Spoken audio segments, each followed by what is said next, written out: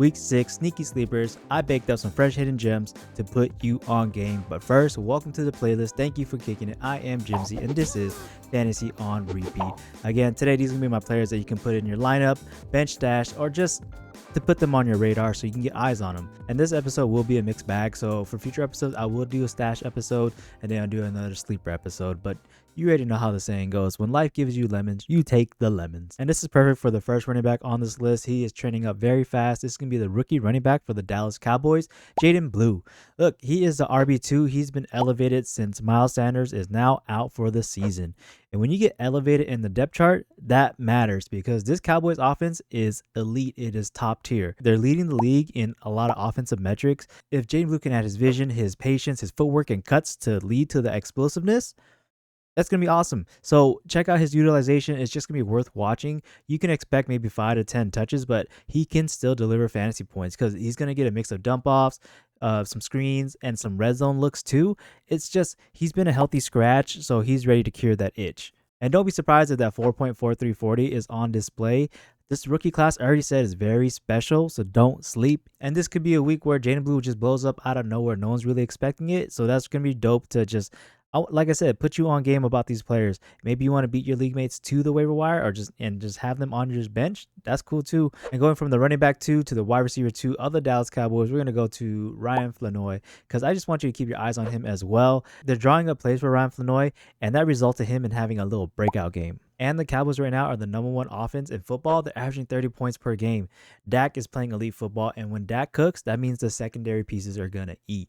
And just don't be shocked if Flournoy pops for 80 and a touchdown. Next player I'm going to talk about is another rookie running back. It's going to be Kyle Monangai. He is the RB2 for the Bears. And I already talked about DeAndre Swift in my must-buy videos if you want to check it out. But I said for them that their running game is going to explode. And their schedule is money. And also another fantasy reminder that there's a thing called a post-buy rookie bump. And we can start seeing the trend in the usage for Kyle Monangai start to explode. Because if you look even back at week 2, he had 10 touches and he was playing on only 41% snap share. If he can start cutting into DeAndre Swift's workload, or they just do a 50-50 split from the jump, we can start seeing some fantasy points from both DeAndre Swift and Kyle Monangai. The Bears are bottom 5 offense right now, but I really feel like once they start clicking and get going, they should be more in the middle of the pack. And just the way that Ben Johnson utilizes his running backs, you know that there's a breakout potential about to happen with Kyle Monangai. It really reminds me of a BUCKY Irvin from last year, where we said that he deserves to be the RB1 spot, but he just stayed RB2 the whole time. Now look who's the RB1 for the Bucks. It's going to be BUCKY Irvin. It could be the same story with Kyle Monangai. He's never going to be the RB1. He's never take over DeAndre Swift's role, but he can produce like he's an RB1. And my first tight end for my sneaky sleepers is going to be AJ Barner. He's tight end 11 on the season.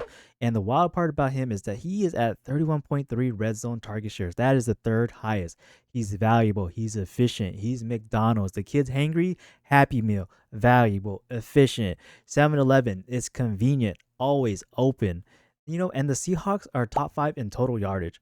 And Sam Darnold right now is at 73.1 efficiency. He is 3rd in the NFL. He's behind Jared Goff and Drake May. And AJ Barner, he's averaging 10 points per game.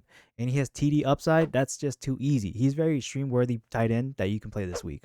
Another tight end I'm going to talk about is Jake Tonges, man. He is very sneaky beaky-like as well because the Kyle Shanahan systems, they just love tight ends. This is very good news for George Kittle, but everyone is beat up right now, dude. Niners is beat up. That is bang, bang. We're injured. And for Tonges, the key is health is wealth. He's the healthiest person right now. He's going to benefit from Mac Jones throwing him the ball because he just has usage that you can't ignore. 2 games ago, he had 5 targets. Last game, he had 11 targets. He has a 70% catch rate.